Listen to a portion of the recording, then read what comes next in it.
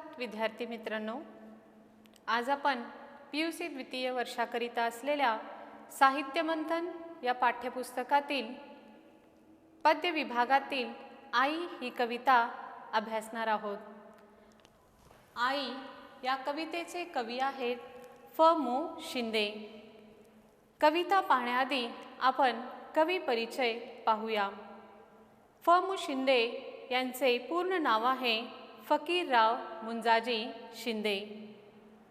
हे मायदेव पारितोषिकाचे मानकरी आहेत। जुलूस, सार्वमत, वृंदगान, फकीराचे अभंग इत्यादी त्यांचे काव्यसंग्रह। आदिम या त्यांच्या काव्यसंग्रहास महाराष्ट्र राज्य पुरस्कार मिळालेला आहे। सासवड येथील 2014व्या अखिल भारतीय मराठी साहित्य संमेलनाचे ते अध्यक्ष होते। प्रस्तुत कविता आपल्याला जी अभ्यासाला दिलेली आहे, आई नावाची कविता, ही कविता आई आणि इतर कविता या त्यांच्या काव्यसंग्रहातून घेतलेली आहे। आई या कवितेचे सूत्र असे आहे: आईचे महत्त्व, तिचे वात्सल्य, प्रेम व तिचे असणारे अस्तित्व, मुलाबाळांना दिला जाणारा आधार, तिच्यामुळे घराला येणारं घरपण, आईची थोरवी या कवितेतून सांगितलेली आहे। विद्यार्थी मित्रांनो, सुरुवातीला मी या कवितेचं वाचन करते। आई एक नाव असतं, आई एक नाव असतं, घरातल्या घरात गजबजलेलं गाव असतं।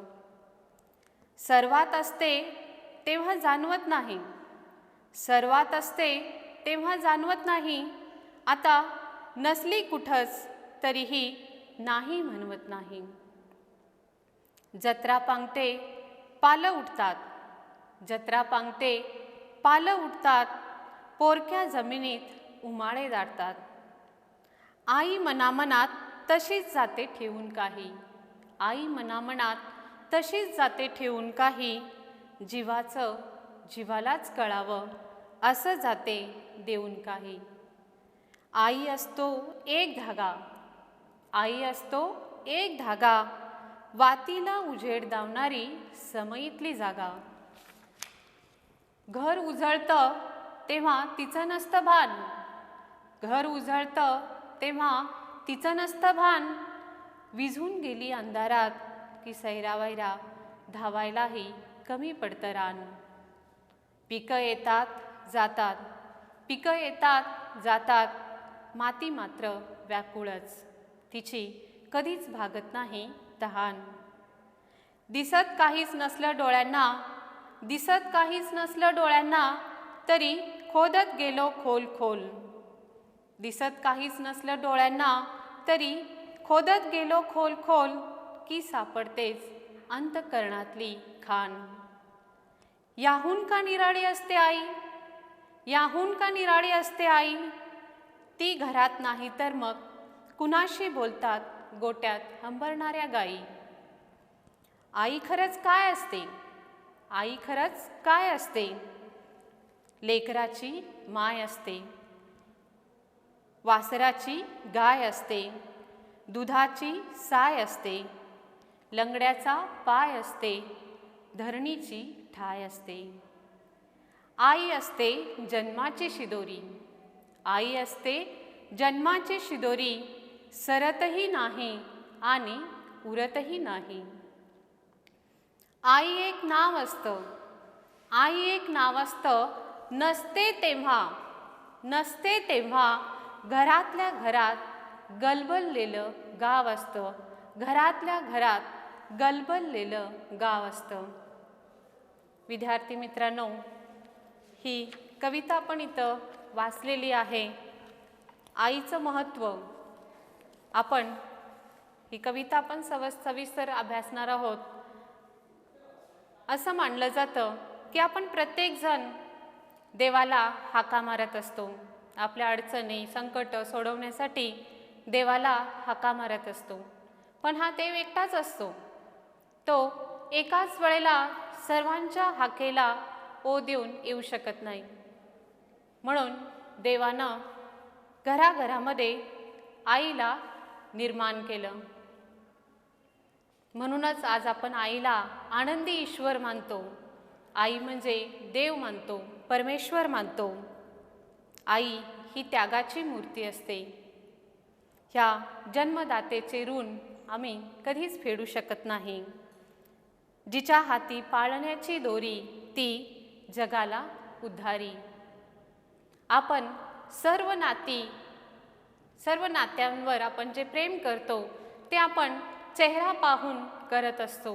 पण आपली आई आपल्या मुलाचा चेहराही न पाहता, आपलं मूल कसं आहे, लुळं आहे, पांगळं आहे, गोरं आहे, काळं आहे, कोणताही विचार न करता आई मुलाला आपल्या पोटात असतापासूनच त्याच्यावर प्रेम करत असते. अशा आईची थोरवी अनेक कवींनी आपल्या कवितातून व्यक्त केली आहे. माधव जुलियन यांनी आईची आठवण या कवितेतून आईचं महत्त्व सांगितलेलं आहे. नारायण सुर्वे यांनी माझी आई या कवितेतून आईचं महत्त्व सांगितलेलं आहे. तर साने गुरुजींनी सुद्धा श्यामची आई या कादंबरीतून आईचे महत्त्व सांगितलेले आहे. आज आपण आई या कवितेचा सविस्तर विचार करूया. आई एक नाव असतं, घरातल्या घरात गजबजलेलं गाव असतं. आपण घरामध्ये प्रत्येकजण आईला हाक मारत असतो, कारण आईमुळे घराला घरपण आलेलं असतं. कुटुंबातल्या प्रत्येकाची मर्जी राखणारी, प्रत्येकाला सांभाळणारी, प्रत्येकावर प्रेम करणारी आई. प्रत्येकजण आईला हाका मारत असतो, सर्वांवर प्रेम करते, जीव लावते, सर्वांच्या सुखसोयी आई पाहत असते. म्हणून आपण प्रत्येकजण घरामध्ये आईला हाक मारत असतो. आईशिवाय तर आपलं पानच हलत नाही. आई नावाचं हे गाव घरात गजबजून जातं. म्हणून कवी म्हणतात, आई एक नाव असतं, घरातल्या घरात गजबजलेलं गाव असतं. सर्वात असते तेव्हा जाणवत नाही, सर्वात असते तेव्हा जाणवत नाही. आता नसली कुठंच तरी नाही म्हणवत नाही. आई जेव्हा सर्वांमध्ये असते, आपल्याला हवं नको पाहत असते, सर्वांमध्ये असते, तेव्हा आईचं अस्तित्व आपल्याला जाणवत नाही. कारण सर्व काही आपल्याला मिळत असतं. आपल्या सगळ्या सुखदुःखात आई सहभागी होत असते, हवं नको ते पाहत असते. त्यामुळे तिचं अस्तित्व त्यावेळेला आपल्याला जाणवत नाही. कोणत्याही व्यक्तीचं अस्तित्व त्याच्या असण्यानं जाणवत नाही, तेवढं त्या व्यक्तीच्या जाण्यानं त्या माणसाचं अस्तित्व दिसून येतं. सर्वात असते तेव्हा जाणवत नाही, तिचं अस्तित्व आपल्याला जाणवत नाही. पण आई आपल्याला सोडून गेली की आपली आई नाही, आपल्याला आई सोडून गेली हे आपल्याला मनाला पटतच नाही. आता नसली कुठंच तरी नाही म्हणवत नाही. जत्रा पांगते. विद्यार्थी मित्रांनो, आपण बघत असतो वेगवेगळ्या ठिकाणी वेगवेगळ्या जत्रा भरत असतात. जत्रेच्या निमित्तानं पालं उभारली जातात. जत्रा पांगते. पांगते या शब्दाचा अर्थ विस्कळीत होते. पालं या शब्दाचा अर्थ एक प्रकारचा लहानसा तंबू. या जत्रेच्या निमित्तानं अनेक लहान लहान तंबू बांधलेले असतात. व्यावसायिक लोक असतात, ते लहान लहान तंबू बांधून आपले वेगवेगळ्या प्रकारचे व्यवसाय करत असतात. ज्या वेळेला जत्रा पांगते म्हणजे जत्रा संपते, विस्कळीत होते, त्यावेळेला ही पालं उठतात, हे तंबूसुद्धा काढले जातात. पण त्या ठिकाणची जी जमीन असते, पोरक्या जमिनीत उमाळे दाटतात. त्या जमिनीशी सुद्धा आपल्याला एक प्रकारचा जिव्हाळा निर्माण होतो. ही पालं काढली, हे तंबू काढले की ती जमीन पोरकी होते आणि या जमिनीत सुद्धा मायेचे, जिव्हाळ्याचे, आपुलकीचे उमाळे दाटून येतात. आई मनामनात तशीच जाते ठेवून काही. आई सुद्धा आपल्या मनात याप्रमाणेच प्रेमाचा, वात्सल्याचा, मायेचा, संस्कारांचा ठेवा ठेवून जाते.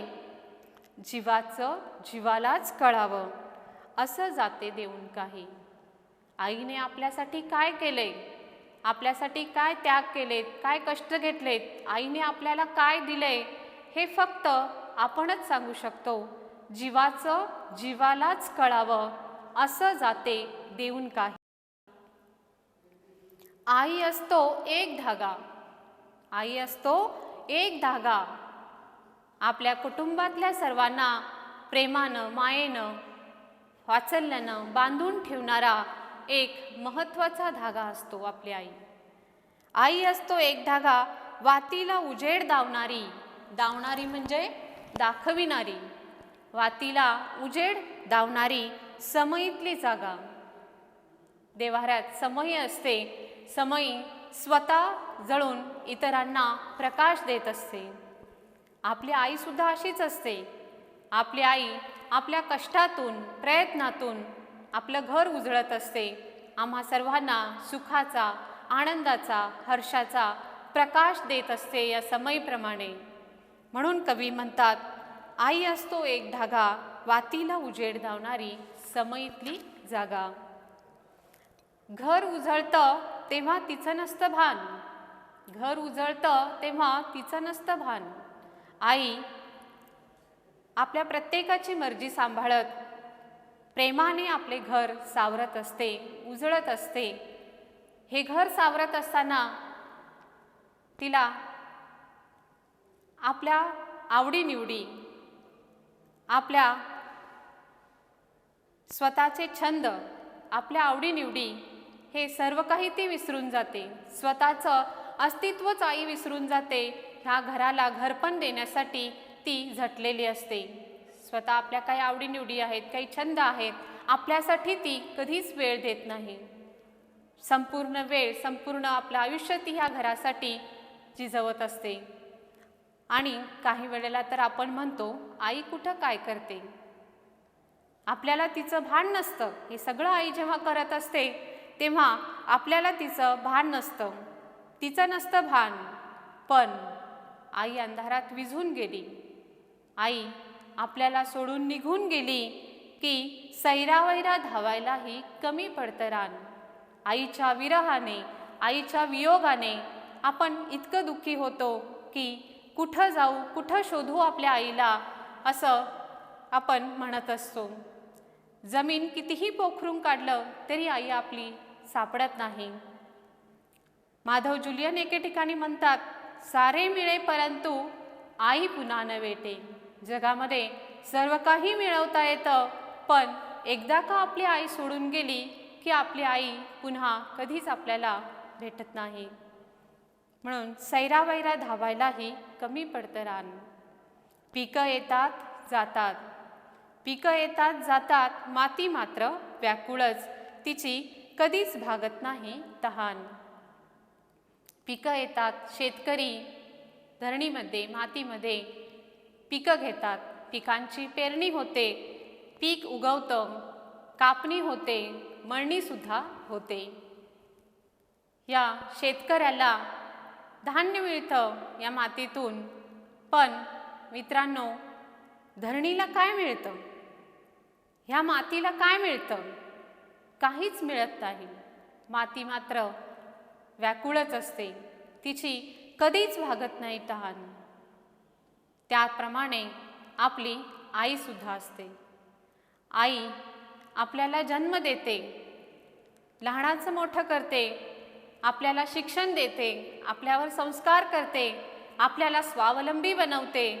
आणि एके दिवशी आपण नोकरीच्या, अभ्यासाच्या निमित्तानं आईपासून लांब जातो आणि त्यावेळेला आई मात्र व्याकुळच असते. आपल्या मुलांच्या मायेसाठी, प्रेमासाठी ती तहानलेली असते, ती अतृप्त असते. कधीच तिची तहान तृप्त होत नाही. पुन्हा आपल्या मुलांसाठी ती व्याकुळच राहते. दिसत काहीच नसलं डोळ्यांना तरी खोदत गेलो खोल खोल की सापडतेच अंतःकरणातली खाण. आई वात्सल्याची, प्रेमाची खाण आहे. जगामध्ये निस्वार्थी नातं जर कुणाचं असेल तर ते फक्त आईचं. निस्वार्थी प्रेमाचं प्रतीक म्हणजे आपली आई. ही आई ह्या प्रेमाची खाण आहे. बाह्यरंग आणि अंतरंगात जरी आपण आईच्या बाह्यरंग अंतरंगात जरी आपण शोधून पाहिलं तरी आपल्याला प्रेमच दिसतं. आईचं निस्वार्थी प्रेम दिसतं. ही वात्सल्याची, मायेची खाण.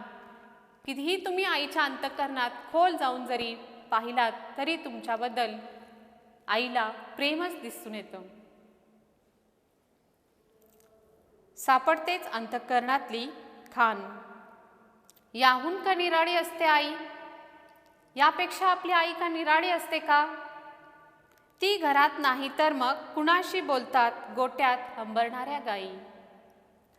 आईचा फक्त आपल्या मुलांवरच प्रेम असतं असं नाही, तर आईचा हात संपूर्ण घरादारावर फिरत असतो. शेतशिवार, घरदार, आपल्या गोठ्यातली जनावरं, ह्या सर्वांवरच आईचा हात फिरत असतो. ह्या सर्वांनाच आईचा दळा असतो. ती घरात नाही तर मग कुणाशी बोलतात गोट्यात हंबरणाऱ्या गायी. आई घरात नसली की तिची उणीव कुटुंबातल्या माणसांना, मुलांनाच जाणवत नाही, तर गोट्यात हंबरणाऱ्या त्या गायी वासरांना सुद्धा आईची उणीव भासते. आई दिसली नाही की त्या गायी वासरं सुद्धा आईला शोधत असतात, हंबरत असतात. आणि जर आईच दिसली नाही तर मग ह्या गोट्यात हंबरणाऱ्या गायी सुद्धा कोणाशी बोलतात. आई खरंच काय असते? काय असते आई? लेकराची माय असते, वासराची गाय असते, दुधाची साय असते, लंगड्याचा पाय असते, धरणीची ठाय असते. आई खरंच काय असते? आई असते लेकराची माय असते. आपल्या मुलाची आई असते, ती माय असते. वासराची गाय असते, गाय वासरूचं जे नातं असतं त्यात सुद्धा आपल्याला आई दिसते. वासराची गाय असते, दुधाची साय असते. दुधावरची साई जसं दाट असते तसं आईचं आपल्या मुलांवरचं प्रेम सुद्धा दाट असतं. ते कधीच कमी होत नाही. लंगड्याचा पाय असते. आई आपली मुलं कशीही असोत, सुंदर असोत, कुरूप असोत, गोरी असोत, काळी असोत, शहाणी असोत, वेडी असोत, अपंग असोत, आई आपल्या ह्या सर्व मुलांवर सारखंच प्रेम करते.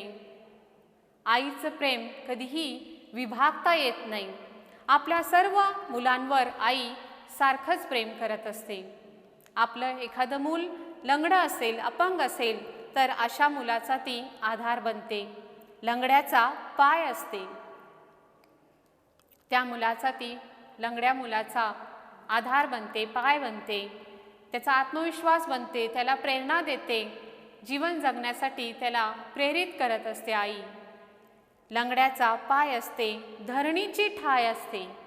ही धरणी माता सर्व काही जसं आपल्यात सामावून घेते तसं आई सुद्धा आपल्या मुलांच्या बऱ्या वाईट सवयी, बऱ्या वाईट घटना, मुलांचे बोल, सगळं काही ती आपल्यामध्ये सामावून घेत असते. धरणीची ठाय असते.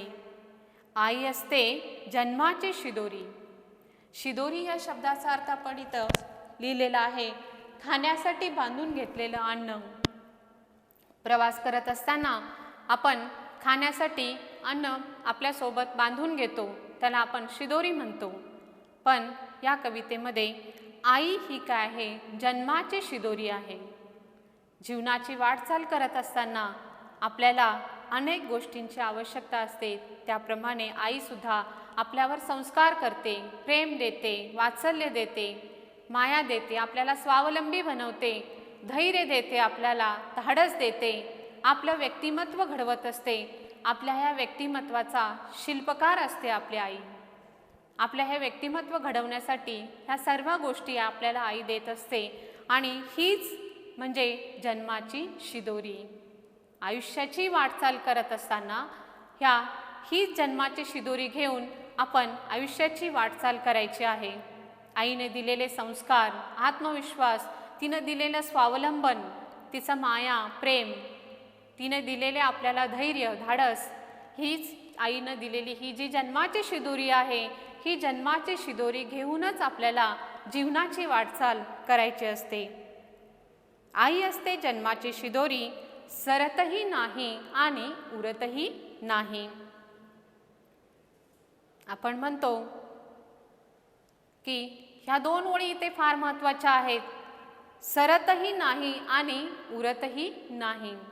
आई संस्कारातून, आठवणीतून, तिच्या वात्सल्यातून, प्रेमातून सदैव आपल्या सोबत असते. पण मानवी शरीराला सुद्धा मर्यादा असते. आई आपल्यात सदैव अमर राहू शकत नाही. दैहिकरित्या ती आपल्यामध्ये अमर राहू शकत नाही. म्हणूनच कवी म्हणतात, सरतही नाही, उरतही नाही. आई आठवणींच्या, संस्कारांच्या रूपानं ती आपल्यासोबत असली तरी दैहिकदृष्ट्या जरी ती आपल्यापासून दूर गेलेली असली तरीही संस्कारातून, तिने दिलेल्या शिकवणीतून ही जन्माची शिदोरी सदैव आपल्या सोबत असते. आई एक नाव असतं, आई एक नाव असतं, नसते तेव्हा, कवी म्हणतात, नसते तेव्हा घरातल्या घरात गलबललेलं गाव असतं. आई असते तेव्हा तर आपलं घर गजबजलेलंच असतं, कारण या घराला घरपण आलेलं असतं. पण आई नसते तेव्हा, आई आपल्याला सोडून जाते तेव्हा या घरातलं घरपण नाहीसं होतं आणि घरातल्या घरात गलबललेलं गाव असतं. आईच्या वियोगाने, आईच्या आठवणीने आपण दुःखी होतो, व्याकुळ होतो, आपलं डोळे डबडबून येतात. म्हणून कवी म्हणतात की आई एक नाव असतं, नसते तेव्हा घरातल्या घरात गलबललेलं गाव असतं. घरातल्या घरात गलबललेलं गाव असतं.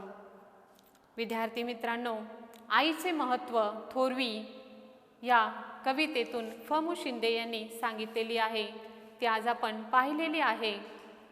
आज आपण या ठिकाणी थांबतो आहोत. धन्यवाद.